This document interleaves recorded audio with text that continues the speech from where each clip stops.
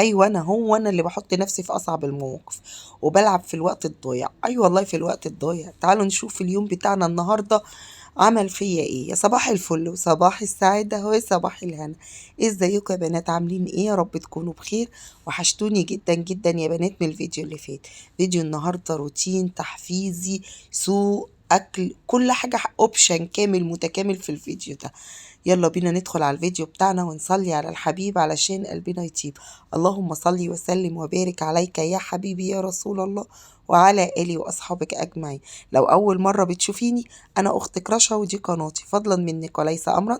حطي لايك للفيديو واشتركي في القناة وفعلي الجرس على كلمة الكل عشان يوصلك مني كل فيديو بنزله. بدأت اليوم بتاعي النهاردة يا بنات بالغسيل. لميت كده الغوامق كلها ورحت معلقة عليها. أنا عايزة أقول لكم غسلت 3 أدوار غسيل النهاردة. الغوامق، الفرش، الستاير، الفواتح، بصوا كله. يعني انا النهارده كنت بشيل من على الحبل وانشر تاني، اشيل وكده. فضلت طول النهار بالشكل ده. طبعا الدنيا مغيمه. انا عايزه اقول لكم ان الوقت دلوقتي كانت الساعه 9 الصبح وبصوا الجو مغيم ازاي. الفيديو ده يا بنات انا صورته الجمعه. تمام كده. بصوا الجو كان تلج، كنت حاسه ان انا هطير وانا واقفه في البلكونه. اطرافي كانت متجمده. اه والله اللي خدتوا بالكم كده في الفيديو هتلاقوا كل شويه اضم صوابعي مش قادره. بس كان لازم اخلص اللي ورايا لان انتوا خلاص بقى ايه، كل سنه وانتوا طيبين، رمضان خلاص فاضل عليه ايام. كان لازم انجز حالي وادخل اخلص مطبخي، اخلص سجادي. كان عندي كميه سجاد يعني لو قلتلك هتهد الحيل او ربنا. بس هعمل ايه؟ طبعا انا اخر الشهر والميزانيه لا تسمح باني انزل سجادي يتغسل في المغسله. فقلت يا بت خلاص شدي الهمه كده وادخلي اغسلي السجاد بتاعك. لميت بقى الدنيا زي ما انتوا شايفين كده ان الارض اصلا انا شايله السجاد من قبليها. يعني انا الخميس لما رجعت بين الدورات بتاعه الشغل بتاعتي، رحت جايه لما السجاد بتاعي كده وماسكه الفرش شايلاه ومشغله عليه الغساله قبل ما انزل. تمام. وبدات بقى ان انا رحت الشغل وحطيت بس مشايه كده عشان الولاد لو معديين ولا حاجه داخلين البلكونه طالعين ما يدوسوش على الارض.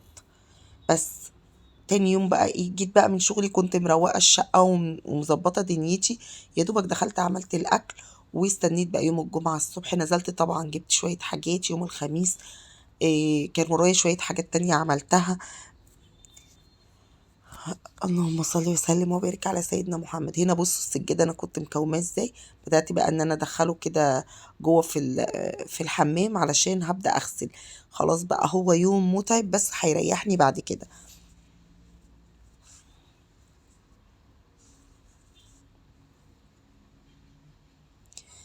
بدأت بقى زي ما انتوا كده ألم دنيتي. أنا البلكونة كنت منفضاها يوم الخميس ومسحاها ومظبطاها ما فيهاش أي حاجة وفرشاها. تمام. فعشان كده بقى ايه مش هدخلها. همسك بقى الدنيا كده نفضها. الشباك ده بقالي كتير ما فتحتهوش فقلت بقى ايه، يلا يا بت بقى ايه شدي الهمة كده ونفضي شقتك واعملي تنظيفات رمضان اللي مش عايزة تخلص معاكي دي. اه والله مش عايزة تخلص. عارفين انا مش شرط اصور معاكم بس كل شوية مثلا امسك اوضة انفضها إيه واقفلها واغير ستايرها ومش عارفة ايه.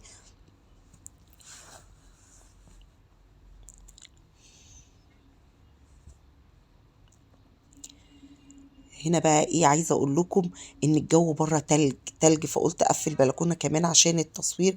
لو انا ما قفلتش البلكونه مش هتشوفوني اساسا من كتر الاضاءه يعني. عايزه اقول لكم خلصت كمان ونزلت السوق جبت شويه حاجات ورجعت دخلت على المطبخ عملت معاكم اكل. طيب اولا انا بشكركم جدا جدا على الناس الجميله اللي حطيت لي لايك على الفيديوهات بتاعتي وكمان الناس اللي اشتركت في القناه. بجد شرفتوني ونورتوني ولازم دايما الناس اللي بتدعمنا دي نشكرها بجد. انتوا فوق راسنا من فوق. دي اول حاجه. طيب تاني حاجه بقى ان في ناس معترضه جدا على الكلام اللي انا قلته الفيديو اللي فات اللي هو عن الست اللي كانت قاعده في الشارع بتبيع مناديل ومعاها طفله صغيره. طيب الناس دي بتقول لي انت ايش عرفك ان هي ست آه، على قدها او ست محتاجة او الناس دي بتبني بيوت وبتبني عمارات و الى ذلك. بص يا ست الكل، انا بعامل ربنا سبحانه وتعالى مش بعامل البشر. انا معرفش انا جوه انتي تعرفي جوه قلبي ايه؟ تعرفي اللي مخفي جوايا ايه؟ لا، ما حدش يعرف اللي جوه القلوب غير ربنا سبحانه وتعالى. هو الوحيد اللي يعرف اللي في النفوس. في ناس كتير جدا، بصوا اعذروني بصوتي لان والله بصوا يعني صوتي وجعني وانا مرهقه، فمعلش بقى استحملوا الصوت ده شويه. حاسه ان صوت رجالي، يعني عارفين انتوا اسمها ايه المذيعه اللي بتقعد تقولك الصوت الشتوي ده؟ اسمها ايه؟ ياسمين عز باين ولا مش عارفه. اه هي دي بتقولك ايه، اتعاملي بصوتك الشتوي. اه انا صوتي شتوي يا جدعان، هو ده الصوت الشتوي صوتي شتوي، استحملوا صوتي الشتوي ده شويه. المهم، إيه كنت بقول ايه؟ انا ما اعرفش ايه اللي في قلوبنا. ما حدش يعرف اللي في قلوبنا غير ربنا سبحانه وتعالى. طيب، هو احنا هنجمد على بعض او مش هنحن على بعض عشان احنا بنشك ان اللي قدامنا دي مش غلبانه؟ او بص، كلنا غلابه، كلنا غلابه لله عز وجل. بس يعني احنا بنعامل ربنا يا جماعة. ما حدش يفضل يقول لا ما تديش الناس اللي في الشارع. لا، طب ما هي في ناس في البيوت ما حدش يعرف عنها حاجة. في ناس في البيوت ما عندهاش اللقمة واحنا ما نعرفش عنها حاجة، فبتضطر ان هي تطلع للشارع. في ناس مش لاقية، يعني انا اقول ايه، والله العظيم في اسر كتير جدا عايشة على الفلافل، على الفول، على حتة جبنة، ما بيدخلش بيتها لا لحمة ولا فراخ. طيب، انتي تعرفي عنهم حاجة؟ لا. انا اعرف عنهم حاجة؟ لا. طيب، احنا بنقابل في الشارع نماذج زي اللي انا قابلتها دي، باين على ملامحها ان هي مش ست بتتاجر بالشحاتة والكلام ده كله. يا ستي لو هي حتى كده، انا مالي؟ انا مالي؟ انا اللي قدرني عليه ربنا عشان الطفلة اللي هي شايلاها على ايديها. وهقولك على حاجة، لو هي من الناس اللي بتاخد الاطفال اللي بتشحت بيهم، مش هتبقى خايفة عليها وأنا شفتها حطاها في شنطة بيبي اللي هي بتتلبس على الصدر، ولف عليها شال، وملبساها كوفية، وملبساها جوانتي في ايديها. الست دي مش بتاعت بهدلة، الست دي مش بتاعت شوارع، الست دي بنت ناس، وواضح عليها جدا ان الدنيا جت عليها ومش قادرة تأكل عيالها. طب هتعمل ايه؟ مش لاقية شغل، هتعمل ايه؟ فنزلت تبيع مناديل في الشارع. نفتري عليها ليه؟ ونقول لو كل واحد مننا قال ان الست دي معاها وبتبني بيوت الى ذلك، صدقوني محدش هيعطف على حد، ولا حد هيدي حد، ولا حد هيساعد حد. كلنا هنبقى جامدين على بعض. بصي، ربنا سبحانه وتعالى مسخر كل واحد مننا للتاني. طيب، انا عندي شقة، غيري ما عندوش. انا ساكنه في مكان، غيري مش لاقي فلوس يدفع ايجار ويسكن في مكان زي ده. تمام. طيب، انا عندي قناه وبصور وكل الناس فاكره ان القناه دي جايبالي آه، الوفات الى ذلك. طب انتي تعرفي ان انا لسه ما قبضتش من القناه دي، وبصرف عليها مصاريف يعني بجد مفلساني، مخلياني ما معيش، ورغم ذلك انا مستمرة فيها. غير كده بنزل وبشتغل. طب انا بنزل وبشتغل ليه؟ عشان ارفع عن نفسي؟ انا محتاجة ترفيه يا جدعان، فقلت انزل ارفع عن نفسي وانزل في عز البرد اشتغل؟ لا، اكيد اكيد نازلة اشتغل علشان انا محتاجة المرتب ده، محتاجة ان انا يدخل بيتي مصروف زيادة، محتاجة ان انا احسن من بيتي، من اولادي، من عيشتي. فاهميني؟ ايه اللي هينزل ست زي دي الساعة 6 الصبح تقف في الشارع عشان تبيع؟ نتقي الله في بعضنا شوية يا جماعة، والله العظيم محتاجين نتقي الله في بعضنا مش أكتر. لو اتقينا الله في بعضنا كل حياتنا هتبقى بسيطة وسهلة. مش هنظن في بعض غير الخير، مش هنعامل بعض غير بمعاملة ربنا سبحانه وتعالى. احنا لو اتعاملنا مع بعض بنيتنا، أو اتعاملنا مع بعض بأسلوبنا، محدش هيتعامل مع حد، محدش هيعطف على حد. بصوا هنا بقى، انا ما حبيتش افرش سجاد خلاص بقى. انا لميت كل ما سبتش سجاد غير في اوضه ولادي، يعني الاوضه بتاعتي سبت المشايات، مسكتها طبعا، نفضتها ومسحتها وسبت المشايات فيها، واوضه الولاد كل واحد سجاده، الجو برد مش هقدر اسيبها لهم كده. الريسبشن حطيت مفرش ارض، انا بحب جدا مفارش الارض الملونه دي، بحب الالوانات دي، بحس ان هي بتدي بهجه كده يا بنات، او ربنا بحس ان هي بتدي بهجه. الصوت ده مش صوت يا جدعان. ايه الصوت ده جالي منين؟ والله ما انا عارفه ايه ده. انا طول النهار بقعد ازعق مع العيال اصلك في الشغل، افضل اشخط وانطر وايه ايه ده يا لهوي. بقول لهم يا عيال صوتي بقى صوتي زي الرجاله بسببكم وربنا. الفرش اللي انا فرشته على الكنبه ده انا مش لاقيه القطعه اللي هي بتاعه الكرسي التاني، فبحط حته كده. المهم ان انا مسكت الكراسي دي على فكره غسلتها، مسكتها كده بسبونشة وشوية صابون كده بريل على شوية كلوريكس ألوان، ومسكتها الأيدي بتاعتها كانت وحشة قوي، كانت مش نضيفة. رحت ماسكاها كده غسلاها، حتى هتلاقوا كده لونها زي متعصى مية كده. وقلت بقى اختصارا للفيديو ده، الفيديو كان طويل جدا، ده كان ساعة وربع، ده انا مش عايزة اقول لكم انا دمجته لكم كده ازاي. يعني بصوا بجري ازاي، بحب احط الحتت دي كده على الانتريه بتحميه شوية يعني. وبحب الالوان دي شكلها مبهج، حتى لو ما كانتش لايقة على الانتريه فانا برضو بحب شكلها. صليتوا بينا على الحبيب. اوعي تمشي من الفيديو، لسه في اكل حلو هنعمله مع بعض، وهقولك ازاي تظبطي ميزانيتك. طيب ناس كتير جدا يا بنات بتشتكي انا مش عارفه اظبط ميزانيتي، انا مش عارفه رمضان هيدخل عليا ازاي، انا مش عارفه مصروفي هيكفي ولا لا. اول حاجه كده استعيني بالله وقولي يا رب، ولو معاكي جنيه هيكفيكي. عارفه ليه؟ عشان ربنا سبحانه وتعالى ما بيسيبش. بصوا هبدأ أسقط أهو، ما بيسيبش بيت غير وهو مستور.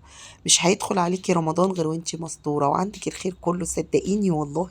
ده ربنا سبحانه وتعالى بيرزق النملة في الأرض، مش هيرزق العبد اللي بيقول يا رب. حطيت بقى عود بخور كده، بحب احط البخور كده يوم الجمعة، بيبقى ليه بهجة كده. بص يوم الجمعة ده بحس ان يوم عيد.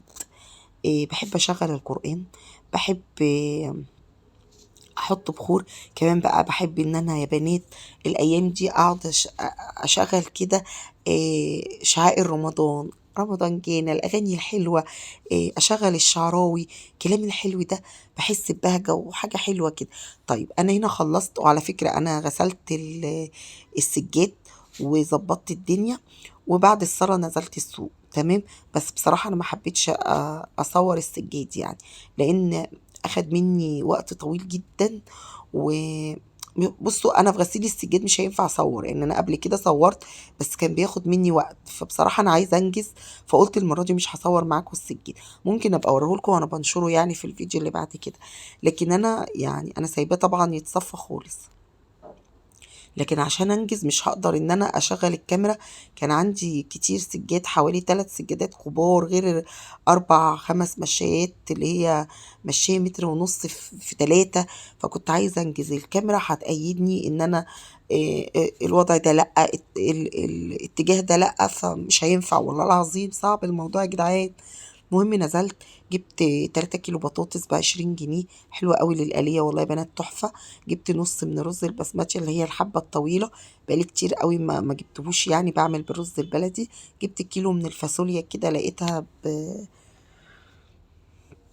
ب15 جنيه، بس كانت مليانة كده وحلوة. كان عندي بقى كنت مفرزة معاكم فراخ، فطلعت منها بقى كده فرخة جاهزة يعني، كنت مطلعاها من بدري تفك. فبس هي مفكتش قوي يا بنات. وجبت اكياس اللي هي الحرارية دي، بتنجز لو انا مستعجلة في الاكل، فهي بتنجز معايا. الكيس ده فيه 3، جبته ب20 جنيه تمام. قطعت بقى كده كوستين، على شوية بطاطس، على شوية فاصوليا من اللي انا جايباها، على كيس بسلة من اللي انا مفرزاها تمام. وهعمل كده خضار سوتيه مع الفرخة ديت، من غير صلصة ولا أي حاجة، بيبقى طعمه حلو جدا جدا، وبيبقى شارب من المرقة بتاعة الفرخ. بس هزود كده كوباية عليها مرقة دجاج، نقطة ملح، وهبدأ أسقي بيها الخضار بتاعي، شوية فلفل أسود. وهبدأ بقى أحطها على الخضار بتاعي عشان ما يبقاش عادب يا بنات. وهقفل الكيس واخرج منه الهواء، وابدا ان انا اخرمه كده بالسكينه علشان ما ينفخش معايا من السخونيه، ولا قدر الله تيجي تفتحي الكيس يفرقع او اي حاجه. خلينا كده في الامان. هقفله كده بالبتاع اللي بتبقى معايا ديت، ما لقيتيهاش لان هي ساعات ما بتبقاش في الكيس، هاتني الكيس لتحت وخلاص، وابدا اخرمه كده، اخرج منه الهواء، واديها كوبايه كده، كوبايه ميه، وهحط ورقتين لورا كده في الميه وادخلها الفرن. الفرن يا لهوي عليا وانا مهيسه. بس هبدأ بقى كده ايه ادخلها الفرن، واسيبها ايه تاخد وتدي، خدي ودي بقى مع نفسك. هي تاخد في الفرن نص ساعة مش اكتر يعني. هبدأ احط الحلة بتاعتي كده على النار. عايزة اقول لكم الحلة اللي زي دي الكبيرة، اللي هي الوسط، اللي انا كنت على طول بعمل فيها الرز، كنت عامله شوربه خضار يا بنات والله العظيم، وحطيتها على النار، وكنت بلبس نازله، وقلت ايه طيب تاخد كده كام غلوه على منزل، ونزلت يا بنات كنت معليه عليها، ورحت عند ماما، ورحت بالقط بتاعنا للدكتور، وبصوا اخدت ساعتين تقريبا بره، وفي الاخر وانا قاعده كده افتكرت ان انا ما طفيتش عليها، خدت توك توك جري، ورجعت لقيت الشقه عباره عن شبورة دخان، مش شايفة نفسي. الحلة ولعت، اتحرقت، الحمد لله. الحمد لله ان البوتاجاز ما ولعش او الغاز او حصل مصيبة. الحمد لله ربنا خفف المصيبة وقدر الله ما شاء فعل. بجد الشقة كانت هتولع، بحق الله كانت هتولع، بس الحمد لله ربنا ستر، وربنا في بيوتنا والحمد لله. يعني انا دايما كده لما بيحصل معايا حاجه زي كده بحمد ربنا ان ولادي ما بيبقوش في البيت نايمين، كل حاجه تهون، بس حاجه زي كده لازم اخلي بالي منها، دي مش اول مره تحصل معايا والله يا بنات. بس الحمد لله عملنا الرز بتاعنا كده، حطينا التوابل، حمرناها بحته سمنه، نزلنا بالرز شوحناه، ونزلنا بالميه بتاعتنا 3 كوبايات من الميه. الرز ده بياخد زياده عن الرز البلدي يا بنات، لو بتحطي للبلدي كوبايتين او كوبايه ونص، الضعف على طول لل للبسمتي. تمام. هنا جبت كوباية حطيت فيها توابل الفراخ، شوية ملح، وقلبتها، ونزلت قطعت، كان عندي عيش كده بايت، رحت مقطعاه زي ما انت شايفة كده، وهحط عليه حتة من السمنة كده، او لو عندك حتة زبدة، ودخليه الفرن يتحمص. الله على الجميل. طيب انا حطيت رشرشته بمية، وليه ما حطيتش التوابل ناشفة كده، لانها بتنزل يا بنات في قعر الصينية ومش بتمسك في العيش، لكن كده بتمسك في العيش. طيب جبت بقى طحينة من اللي انا كنت عاملاها معاكم، وكان عندي شوية لبن رايب، رحت واخدة منهم معلقتين. ما هو اللبن الرايب زي الزبادي، وانا ما كنتش جبت زبادي، اسكت يعني؟ لا ما اسكتش، هتصرف. المهم حطينا ملح وفلفل وكمون، وهحط شوية بقدونس، وعصرة ليمونة، وشوية حتة تومة، وهقلبها كده، وهعمل ايه طبق طحينة جنب الاكل. صليتوا بينا على الحبيب المصطفى عليه أفضل الصلاة والسلام. لو وصلتي معايا لغاية هنا ما تنسيش تحطي لأختك اللايك. على فكرة انتم مقصرين معايا في اللايك، اللايك ده قلتلكوا والله هدية منكم ليا، مش بتهدوني خالص ليه كده. ماشي يا ست الكل. هنا بقى ايه، جبت نص كيلو من اللبن، عليه معلقة من الكريم جانتيه كده، الخام، وهحط كمان رشة فانيليا، حط سكر بقى زي ما انا عايزة، عايزة تحطي عسل حطي، اللي يريحك يعني. هضربهم كده مع بعض، افك اللبن بتاعي واخليه ايه بقى، ايه الف الكريم جانتيه فيه، وبعد كده انزل بالجوافه بتاعتي. الجوافه دي انا كنت مفرزاها معاكم اول الموسم كده. عايزه اقول لكم ان الجوافه دي ما قعدتش اصلا، اللي هي السنه دي يعني، ما لحقتش افرز غير الشويه اللي انا فرزتهم معاكم، حوالي 5 6 كيلو تقريبا، او مش فاكره، تقريبا جبت 7 كيلو من الجوافة. هما دول اللي انا فرستهم معاكم، ما لحقتش ان انا اجيبها اصلا. والجوافة اللي في السوق دلوقتي تلاجات يا بنات يعني، عايزة تجيبيها اللي هي تجيبيها تعمليها في ساعتها ما تتفرصش بصراحة. طيب حطيت شوية فانيليا، ونزلت بشوية كده، كوباية كده من مش عارفة انا عملت ايه، انا عملت ايه، اديكوا شفتوا بقى انا عملت ايه. المهم ضربت الجوافة، وعملت كمان صوبيا، معلقة من كريم جانتيه على شوية من الصوبيا على الفانيليا، وعملنا احلى صوبيا. تمام. الفرخة خلصت كده، انا كنت قلبتها على الجنب التاني، انا ما بحبش ان انا احمرها قوي، بحبها جوسي كده حلوة، مش ناشفة في التحمير. تمام. هي بتحمر اصلا وهي جوه الكيس. بصوا الخضار كله استوى وبقى جميل جدا جدا. العيش زي ما انتم شايفين، الطحينة اهي، غرفنا كمان الخضار بتاعنا واستوى وبقى جميل، هوريهولك دلوقتي، والطعم حكاية بجد. انا ولادي اصلا بتحب الخضار سوتيه كده، مش بتحب الخضار صلصته كتير. حتى لما بعمل يا بنات صينية البطاطس، مش بعملها بصلصة، بقطع طماطمايه كده. بصوا الحلة عشان صغيرة على الرز، الرز طلع ازاي بس ما لزقش والله ولا اي حاجة، كان مفرفر لدرجة اتبقى طبق حطيته في التلاجة من جمال الرز. قلت مرة تانية نبقى نسخنه كده جنب الاكل وناكله. هغرف بقى كده الاكل بتاعي زي ما انت شايفة كده. وعملنا بقى العصاير بتاعتنا وكنا اللهم صل على سيدنا محمد. ممكن بقى الأكلة دي تعمليها كده في رمضان. ممكن تعملي بقى الأكلة دي كده وتاخديها وتاخدي ولادك وتروحي تتغدي على البحر في أنتونيادس. على فكرة مش شرط إن انت تشتري أكل جاهز وتطلعي، عادي اعملي أكلة حلوة زي دي كده، مش هتكلفك كتير. أكلة عادية جدا زي أي أكلة. الفراخ أنا كنت مفرزاها طبعا معاكم، كنت جايباها رخيصة، يعني كانت مش رخيصة، أنا كنت جايبة الفراخ حجمها صغير، كانت الفرخة عاملة 140 جنيه. حلوة ورضا وفضل ونعمة من ربنا، برضو ال140 جنيه مش شوية. هنا بقى هصب الصوبيا بتاعتي كده زي ما انت شايفة. قلت بقى اعمل لهم اجواء رمضان وعصير رمضان والحاجات الحلوه دي، وهصب الجوافه بتاعتي. والفيديو بتاعنا كده خلص، يا رب يكون الفيديو عجبك. يلا تنشطي وقومي اعملي اللي وراكي ما تكسليش. اشوفكم ان شاء الله في فيديو جديد وروتين جديد، وان شاء الله نعمل مع بعض وصفات حلوه لرمضان. هنعمل كمان طريقه العناب بكذا طريقه كده توفر معاكي وقت ومجهود. هنعمل الخروب، هنعمل الصوبيا. انتظروني في الفيديوهات الجايه، واشوفكم ان شاء الله في فيديو جديد. بحبكم في الله، ما تنسيش تحطي اللايك. والسلام عليكم ورحمة الله وبركاته.